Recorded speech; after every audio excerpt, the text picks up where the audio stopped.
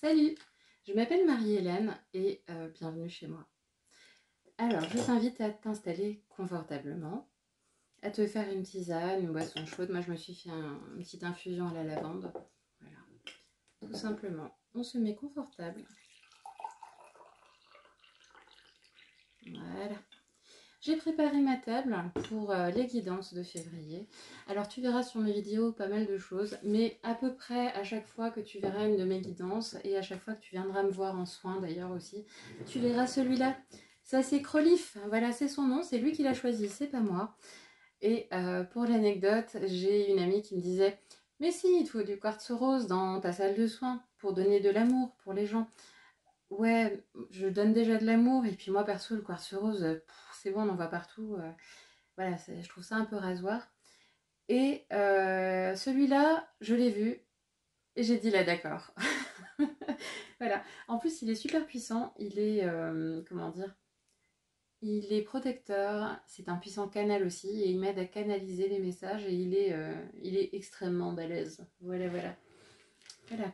J'ai plein d'anecdotes sur lui que je pourrais te raconter une fois si ça t'intéresse sur ce qu'il a été capable de faire, mais bon, ça, c'est pas le sujet du jour. Donc tu verras toujours différentes pierres selon l'inspiration, l'intuition, l'énergie du moment. Aujourd'hui j'ai allumé une nouvelle bougie aussi. Voilà. Alors pareil, autour de ma bougie, il y a des cailloux, il y a des coquillages, il y a pas mal de choses. J'ai une coquille Saint-Jacques aussi pas loin que je vais réinstaller parce que je la pose de façon verticale. J'ai du Palo Santo qui a été récolté de façon responsable dans le sens où on attend que l'arbre soit mort pour pouvoir le prélever. Voilà.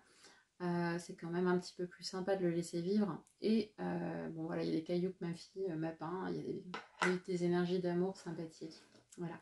J'ai allumé de l'encens aussi. Alors c'est important quand on reçoit de toujours donner aussi, de faire des offrandes pour remercier. Voilà.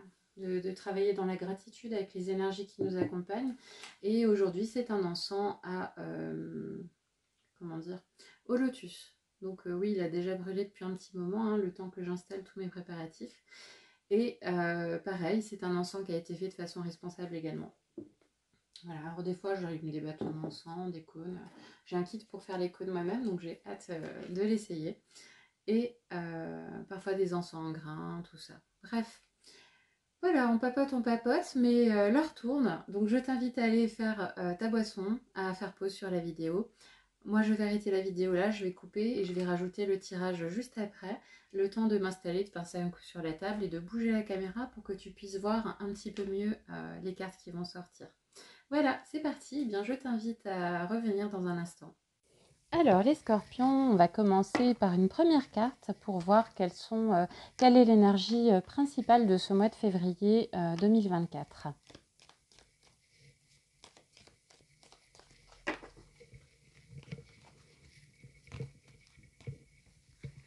Alors, ce mois de février 2024 est placé sous l'énergie de l'intention.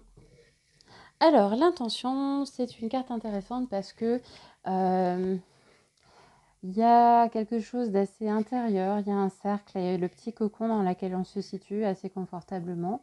Notre zone de confort peut-être, mais il y a une direction vers l'extérieur aussi, avec différents symboles, hein, la lune, etc. Donc, il y a des choses qui sont assez... on va dire des énergies assez différentes à l'extérieur de nous. Donc c'est un peu comme si on vous invitait à sortir de votre coquille. Et à la fois, ces petits traits, c'est aussi des pics, hein. Bon, chez les scorpions, souvent, il y a une espèce de muraille autour de vous, un petit peu en protection, hein, comme votre carapace et votre dard qui est là, prête à piquer aussi au moindre signe qui vous évoque que vous êtes en danger. Donc, il y a peut-être un travail qui va se proposer de façon aller vers l'extérieur, aller vers les autres, sortir hors de soi, hors de ses habitudes, hors de sa zone de confort, hors de ses blessures peut-être aussi. Et il y a ce côté peut-être s'ouvrir à l'aventure et à voir en quoi l'extérieur regorge de beauté aussi, hein. Il y a des choses qui évoquent un petit peu presque des notes musicales, hein, c'est assez rigolo. Alors l'intention, c'est aussi... alors là, c'est le symbole runique de l'énergie, c'est le germe. La baguette, c'est l'énergie qu'on met dans les choses. Donc il y a peut-être aussi quelque chose de l'ordre des mots, de l'ordre de l'expression, de l'ordre de parler, de choisir ses mots et de poser ses intentions aussi pour quelque chose. Ça peut aussi être le fait de reprendre son pouvoir aussi, de ne pas laisser les autres décider pour vous, mais bien de reprendre son pouvoir pour créer la réalité que vous voulez vraiment créer en fait. C'est qu'est-ce que vous voulez véritablement. Quel est votre besoin? Qu'est-ce que vous voulez accomplir? Quelle est réellement votre intention et quel est réellement votre projet? Quelle est l'importance des choses pour vous et ce que vous voulez véritablement? Voilà, est-ce que ce que vous voulez véritablement, c'est rester là-dedans ou sortir de votre zone et effectivement connecter avec l'univers. Voilà, l'intention, c'est mettez de l'intention dans les choses. Il faut que l'intention, elle vienne du cœur aussi, c'est important. Pas du mental, pas de la tête. Faut vraiment rester dans l'énergie du cœur. Et si vous sélectionnez bien vos mots et vos intentions, vous serez entendu. Voilà. Voilà une première lecture de cette énergie générale du mois de février. Et du coup, voilà les scorpions. Maintenant, je vais aller tirer des cartes pour voir comment détailler un petit peu plus ça en fait. Hein. Voilà, on va aller regarder ça tout de suite. Voilà, on va donc voir les énergies, comment dire, quelles sont les étapes, quel est votre chemin, quel est le voyage, les défis, le voyage qui vous est proposé pour vous les scorpions ce mois de février, de façon un petit peu plus détaillée du coup. Hop là, ok. Je parle de voyage, on me confirme c'est un voyage, ok. Bon, j'aimerais bien tirer des cartes quand même.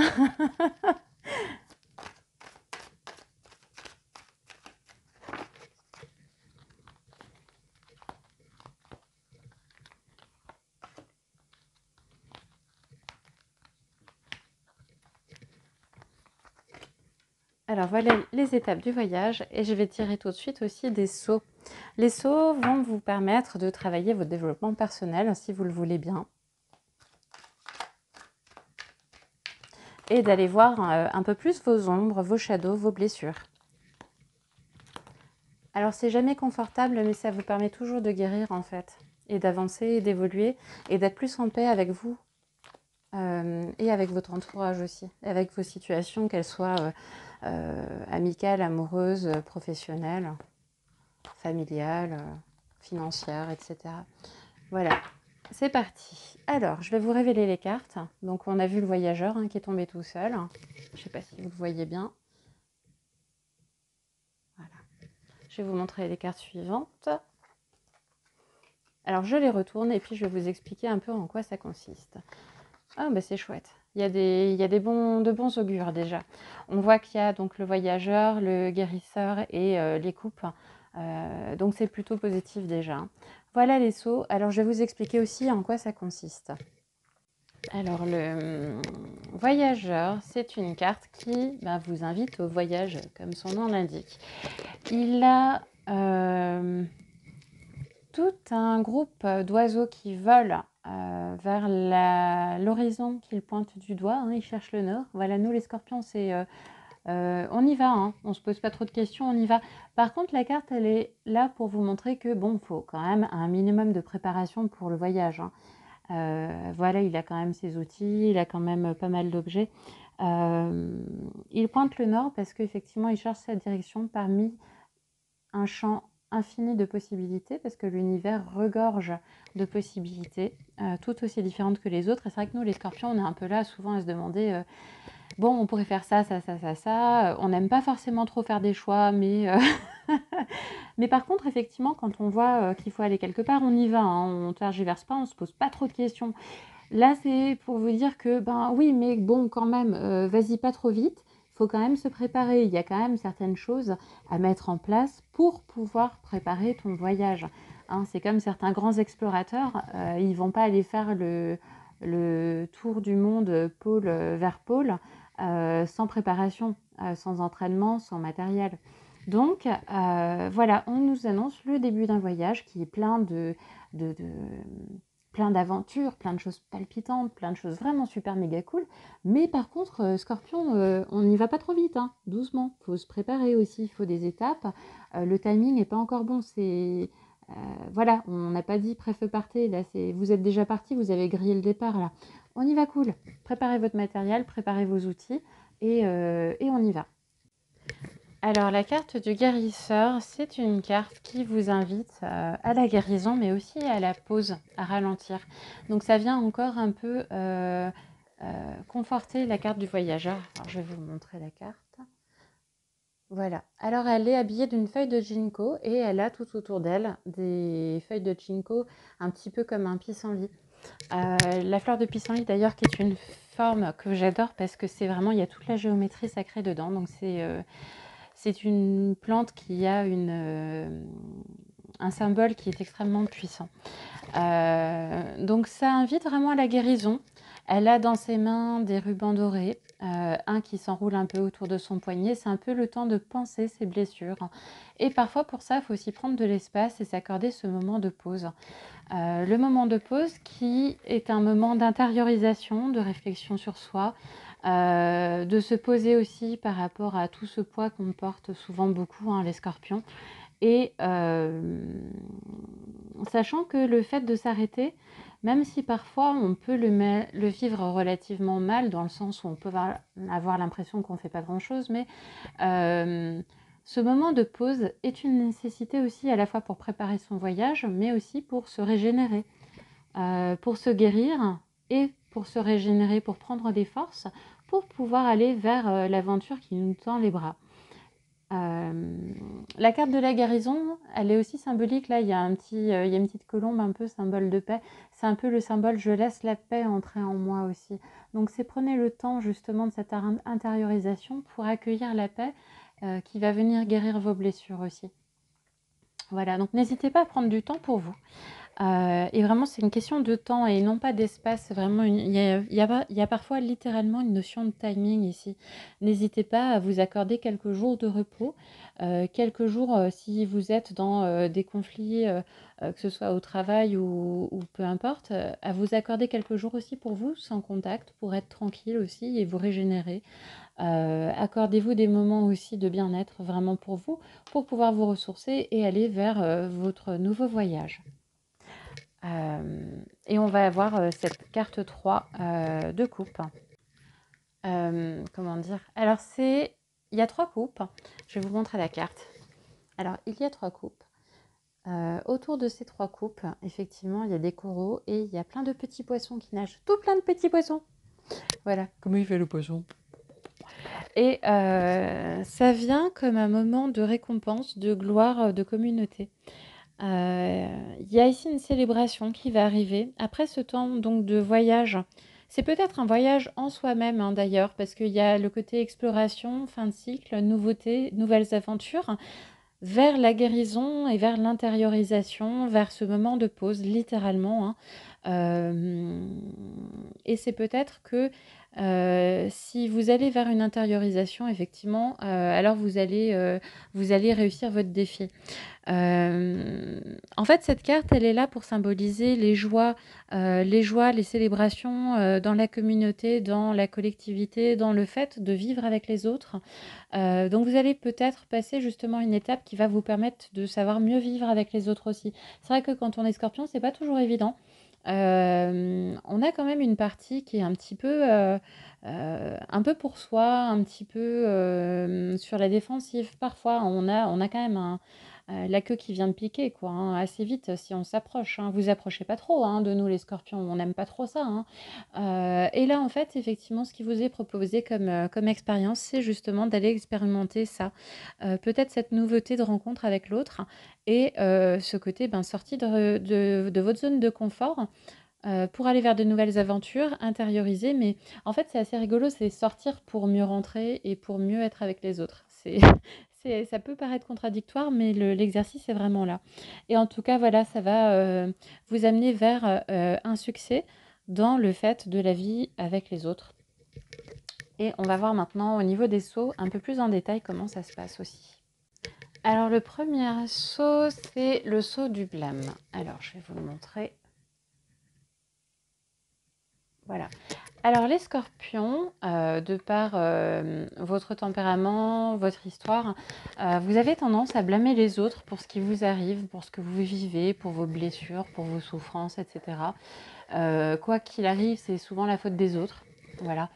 Il y a aussi des scorpions qui fonctionnent à l'inverse, qui se déprécient énormément, qui disent que de toute façon, ils n'arrivent jamais à rien faire de bien, que quoi qu'il arrive, on n'arrête pas de merder, voilà, on fait que de la merde, on fait que des conneries, qu'on n'y arrive pas, qu'on est des incapables, etc. Et il y a un gros problème d'estime de soi aussi.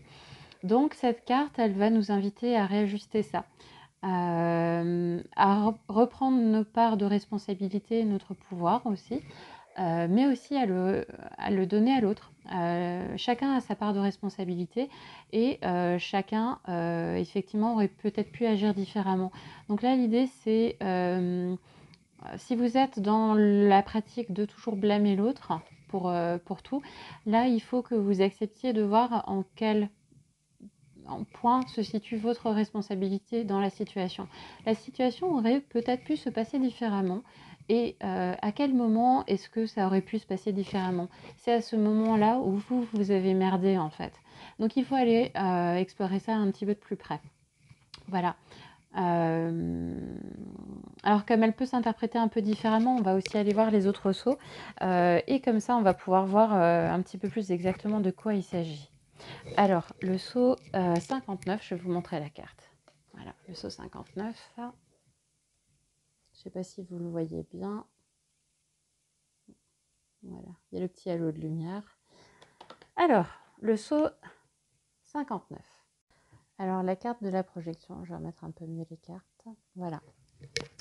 La carte de la projection, du coup, c'est une carte qui indique que il est possible que vous projetiez quelque chose sur l'autre. Alors, dans la projection, c'est un mécanisme qui projette des parties qui ont été reniées ou rejetées par nous-mêmes parce qu'elles n'étaient pas jugées convenables. Je m'explique. Par exemple, quand on est enfant, on fait des colères et si on a été dans une famille où on nous a fait honte parce qu'on avait cette émotion de colère, parce que la colère était jugée inacceptable par notre entourage, on a appris du coup à refouler nos colères intérieurement et à les supprimer de notre conscience. Voilà. Pour autant, euh, les colères sont toujours présentes, c'est juste qu'elles sont effacées de notre conscience. Et il y a même des fois peut-être où on va vous dire, ah bah t'es en colère et tout, et en fait non, on a vraiment l'impression que pas et que tout va bien, et on ne sait pas pourquoi les autres trouvent qu'on est en colère alors que non, ça va en fait. Et c'est vraiment comme supprimer de la conscience. Euh, dans cette énergie-là, on va attirer à nous des personnes qui vont refléter cette partie qui a été reniée ou rejetée de nous. Donc les personnes un petit peu apathiques vont attirer des personnes qui vont être très dans la réussite, le succès, d'en générer des choses, etc. Et vice-versa. Pour nous refléter justement cette partie de nous qu'on a rejetée et reniée. Voilà, donc ça c'est un élément qui va être intéressant parce que dans les relations, les interactions que vous allez avoir, ça va vous permettre effectivement une guérison de cette partie-là, peut-être de réintégrer cette partie justement que vous aviez rejetée. Parfois dans les relations, on va aussi par exemple tomber fortement amoureux de quelqu'un qu'on va un petit peu idolâtrer, mettre sur un piédestal pour ses nombreuses qualités. Et en fait, quand on est dans cette énergie de projection, on va reconnaître et voir chez l'autre la partie belle de nous qu'on a aussi mis de côté en fait. Parce que nous-mêmes, nous sommes aussi ça. C'est juste qu'on l'a oublié, qu'on l'a effacé de notre conscience. Alors c'est compliqué aussi parce que comme on est bombardé d'hormones aussi, on est aussi bombardé d'hormones qui vont nous faire croire que voilà, on est dans la puissance, dans la force et toutes ces choses-là, qu'on a raison et tout. Donc ça entraîne effectivement dans ce mécanisme-là. Ça encourage à se disputer, entre guillemets, pour gagner aussi. On se sent comme invincible, dominant, etc. Mais il faut laisser tomber ça et plutôt chercher à être compris. Alors pour ça, il faut vraiment faire un effort effectivement pour comprendre les autres, les écouter, les voir, essayer de comprendre ce qu'ils ressentent. Et quand on accorde ça aux autres, en général, ils veulent aussi nous l'accorder. Donc ça va vous apporter une résolution qui sera plus pacifiste, plus sereine, où vous allez vous sentir vraiment écouté. C'est peut-être de ça dont vous avez besoin finalement, c'est plus une reconnaissance et une valorisation, pas une valorisation, mais une reconnaissance en fait de la légitimité de vos émotions et de leur existence aussi. Elles sont légitimes et elles sont là, elles sont bien présentes, vous ne les avez pas inventées. Et c'est pas, comment dire, ce ne sont pas des processus que vous mettez en place de façon perverse et volontaire, hein, et intentionnelle et malveillante vis-à-vis des autres. Pas du tout. Euh, Vous avez peut-être besoin de ça justement. Et finalement, l'idée, c'est de se dire que chacun a des opinions, des perspectives et des informations qui vont être importantes à partager. Finalement, la relation, c'est quelque chose qui se construit avec des individualités qui sont sur des fonctionnements qui sont extrêmement différents, avec leur propre grille interprétative de leurs émotions, de leurs besoins, et qui vont ensuite l'exprimer avec des mots qui seront peut-être pas les mêmes que vous utilisez, ou qui vont utiliser les mêmes mots que vous, mais chacun donne un sens différent aux mots qu'il utilise. Donc, finalement, c'est un travail un petit peu de... on va travailler le lexique de chacun et se mettre d'accord sur un lexique commun pour pouvoir avancer dans la connexion, la relation à l'autre. Et ça, effectivement, de toute façon, il faut le faire avec les personnes concernées. Donc là, finalement, on vous invite à un nouveau voyage, hein, peut-être à expérimenter finalement que l'autre n'est pas une menace, hein, quelque part. On vous invite à guérir, hein, sur ces aspects blessés de vous. Et à la fin, effectivement, il y a la récompense peut-être justement d'une connexion qui sera plus sereine, plus fluide, plus stable, plus sécurisante peut-être aussi, parce que souvent quand on est dans ces dynamiques-là, c'est qu'on n'est pas en sécurité aussi. Euh, voilà. Et finalement, c'est peut-être ce sentiment de connexion réelle qui va l'emporter finalement sur vos sentiments d'avoir raison, et de tout ce que vous allez peut-être blâmer sur l'autre, etc. Enfin, blâmer de l'autre en tout cas. Voilà, donc finalement, la victoire sera plus grande de ce côté que de celui-là, effectivement. En tout cas, vous avez toutes les capacités de le faire, les scorpions, donc allez-y en février. Voilà, le chemin est clairement ouvert dans ce voyage-là.